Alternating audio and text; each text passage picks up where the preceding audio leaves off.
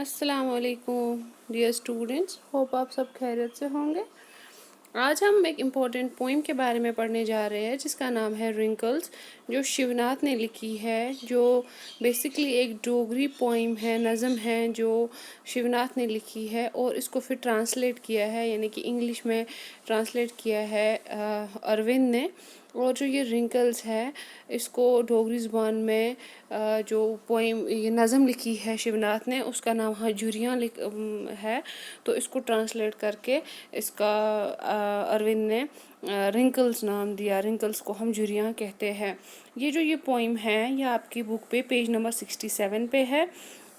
तो ये पोइम है रिंकल्स, इसमें एक शायर जो है एक अपने शायराना अंदाज में माँ जो है उसकी अज़मत के बारे में बात करते हैं, यानी कि जो एक लड़की है, एक लड़की किस तरह से बालिग बच्ची होती है, फिर उसको माँ बाप पालते हैं, फिर वो बालिग हो जाती है, फिर उसकी शादी होती है, उसके बच्चे होते हैं, फिर वो कितना सेक्रीफाई करती है अपने बच्चों को पालने में, उसी के रिगार्डिंग ये पोइम है।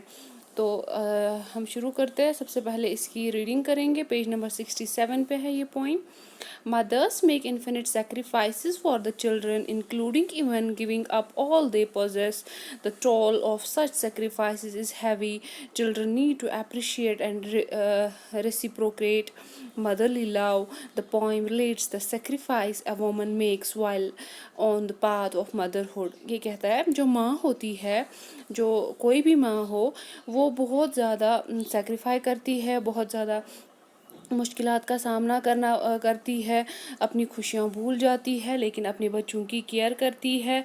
और वो क्या करती है, वो अपने बच्चों को बहुत प्यार करती है और इन बच्चों को अपनी माँ के इस सेक्रीफाइस को अप्रिशिएट करना चाहिए और इनको माँ को बहुत ख्याल रखना चाहिए। और जो ये पोइम है इसमें ये हर एक स्टेंजा में एक्सप्लेन करता है कि किस तरह एक वुमन जो है जब वो मदरहुड से पास होती है तो किस तरह वो अपनी खुशियाँ सब भूल जाती है, और इन हर एक टाइम पे, हर एक मरहला जो उसकी लाइफ में आता है, उस टाइम पे उसके चेहरे पे झुर्रियाँ आ जाती है, यानी कि उसकी वो अपने आप को ध्यान कम देती है, अपनी खाने पीने पे कम ध्यान देती है, अपनी खुशियों पे कम ध्यान देती है, बच्चों को प्रेफरेंस देती है। तो उस बारे में ये पोइम है। My mother making bold today, I begin to count wrinkles on your face, one wrinkle of the time when your father uprooted you.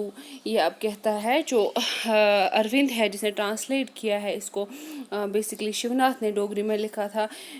हे मेरी माँ, ओ मेरी माँ, मैं आज तुम्हारे चेहरे पे काउंट कर रहा हूँ कि तुम्हारे चेहरे पे कितनी झुर्रियाँ पड़ी हुई है। मुझे इन झुर्रियों को count, I begin to count wrinkles on your face, अब मैं शुरू करने लगा हूँ आपके चेहरे पे जो रिंकल्स है इनको मैं शुरू करने गिनने लगा हूँ, इनको मैं मतलब इन झुर्रियों के बारे में सोचने लगा हूँ। मैं एक्सप्लेन मतलब ये जो शायर है अपनी शायराना अंदाज में कहता है, one wrinkle of the time when your father uprooted you, सबसे पहली झुर्री तुम्हारे चेहरे पर तब आई होगी जब तुम्हारे फादर ने तुम्हारी शादी की, यानी कि जब उसने अपने घर से निकाल के तुम्हें किसी और को सौंप दिया, तुम्हारी शादी की, तुम्हें किसी और घर को संभालने के लिए दे दिया, सबसे पहली झुर्री तुम्हारे चेहरे पे तब आई होगी क्योंकि तुम अपने बाप से अलग हुई होंगी, अपने मायके से अलग हुई होंगी, वहाँ की जो तुम्हारी केयर तुम्हें मिलती थी, वहाँ पे जो तुम्हारा ख्याल रखा जाता था, तो अब तुम्हें दूसरे घर में जाके सबका ख्याल रखना पड़ा होगा। तो ये अपनी माँ के बारे में बोलते हैं, यानी कि ये जनरली हर एक औरत के बारे में है। उसके बाद तीसरा stanza, from the back yard of his house to plant you in the court yard of the others, यानी कि अपने घर के दरवाजे से उसने आपको उठा के किसी और के घर में लगा दिया। जैसे हम बोल सकते हैं, अगर हम एक प्लांट की बात करेंगे, वो उस नर्सरी में होता है जहाँ पे पहले सीड्स डाले जाते हैं, उस प्लांट को बहुत केयर की जाती है, उस प्लांट की सीड का इतना ख्याल रखा जाता है कि उसमें से पौधा निकल आए, बहुत ज़्यादा ख्याल किया जाता है। जब वो पौधा निकल आता है तो वो माली क्या करता है, या वो जो یہ جو جس نے وہ زمین میں بویا ہوتا ہے وہ کیا کرتا ہے، اس کا مالک وہ اٹھا کے اس کو دوسری جگہ لگاتا ہے تاکہ یہ ہمیں پھل دے. ویسے ہی اسی طرح ایک عورت جو ہوتی ہے وہ اپنے ماں باپ کے گھر میں پلتی بڑھتی ہے، اس کی پرورش ہوتی ہے، اس کے کھانے پینے کا خیال رکھا جاتا ہے، اس کی خوشیوں کا خیال رکھا جاتا ہے، اس کو ایک اچھی تربیت کی جاتی ہے. پھر اس کو کسی اور کے یہاں پہ بیچ دیا جاتا ہے، یعنی کہ اس کی شادی ہوتی ہے جو سنت بھی ہے، تو اس کو کسی اور کے گھر میں شادی بیاہ کرنے کے لیے باپ بیاہ دیتا ہے، یعنی کہ بھیج دیتا ہے کسی کے پاس جس کے ساتھ اس کی شادی ہوئی ہوتی ہے. یعنی کہ تب ایک عورت کے چہرے پہ پہلی رنکل آتی ہے. One wrinkle of that time when I nourished myself on your blood and grew in your womb. تو دوسری رنکل تمہارے چہرے پہ تب آئی ہوگی جب میں تمہارے پیٹ میں پل رہا تھا، جب میں تمہارا خون چوس رہا تھا، جب میں تمہارے پیٹ میں تھا، جب تم مجھے لے کے پریگننٹ تھی. یعنی کہ جب ایک ماں جو عورت ہے وہ ماں بنتی ہے تو اس کے چہرے پہ دوسری رنکل آتی ہے. پہلی کب آتی ہے؟ جب اس کی شادی ہو جاتی ہے، اس کے وہ نخرے ناز، اس کے جو وہ لاڈلا پن وہ وہیں ختم ہو جاتا ہے. اور پھر اس کے چہرے پہ دوسری رنکل کب آتی ہے؟ جب اس کو اللہ تعالیٰ بچے سے نوازتا ہے. تو دوسری رنکل تب آتی ہے جب میں تمہارے پیٹ میں گرو کر رہا تھا، 9 مہینے بن رہا تھا، تو تب تمہارے چہرے پہ دوسری رنکل آئی ہے. یعنی کہ تم نے 9 مہینے بہت تکلیف ہوتی ہے ماں کو اس بچے کو پالنے میں، اس کو تو اپنے اٹھنے بیٹھنے اپنے کھانے میں پرابلم ہوتی ہے. Another wrinkle when I sucked from your breast the comeliness of your face.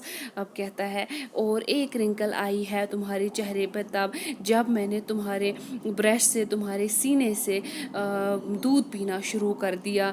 جو تمہاری جو وہ کوملینس تھی، تمہارے چہرے کی جو وہ خوبصورتی تھی، جو تمہارے چہرے کی انوسینس تھی، وہ اس کے ساتھ ختم ہونے لگی، کیونکہ میں تمہارے خون پہ، تمہارے ملک پہ فیڈ کر رہا تھا، تو مجھے اپنا دودھ پلاتی تھی.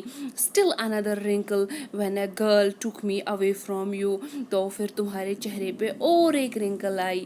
کب تمہارے چہرے پہ اور ایک رنکل آئی؟ جب تم نے میری شادی کی. یعنی کہ سب سے پہلی رنکل جب تمہاری خود کی شادی ہو گئی، دوسری رنکل کی جب میں تمہارے پیٹ میں تھا، تیسری رنکل جب تم نے مجھے اپنا یہ فیڈ کیا، تم نے مجھے بریسٹ فیڈ کیا، تم نے مجھے ملک دیا، پھر تم نے مجھے پالا پوسا، اور اس کے بعد جب میں بڑا ہو گیا تو تم نے میری شادی کی.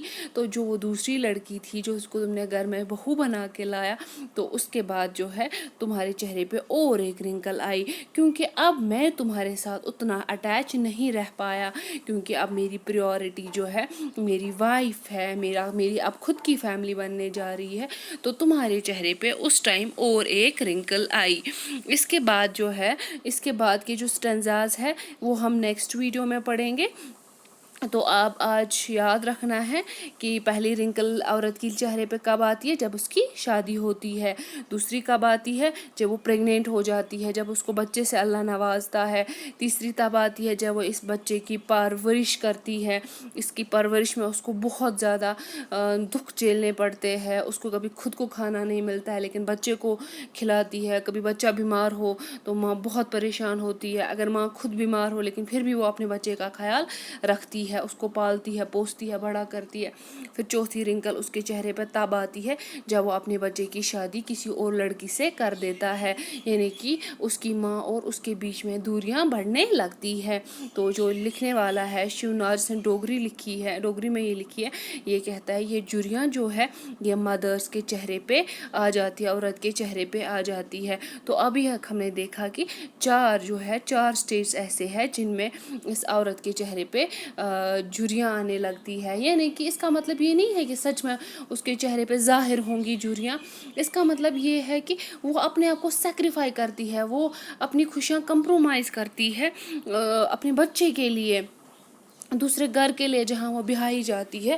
تو اس کی جو خود کی لائف ہے وہ ختم ہو جاتی ہے۔ اب آپ کا جو ہوم ٹاسک ہے آج، کہ جو ہم نے آج یہ پوئم پڑھی، کچھ 4 اسٹینزاز ہم نے اس کے پڑھے، آپ ان میں سے نئے ورڈس نکالو گے جو آپ نے پہلی بار ورڈس دیکھے ہیں، اور ان پہ آپ ان کی آپ میننگ لکھو گے اور اپنی نوٹ بک پہ نوٹ ڈاؤن کرو گے۔ ہوپ آپ کو آج کی ویڈیو اچھے سے سمجھ آئی ہوگی۔ Stay home, stay safe.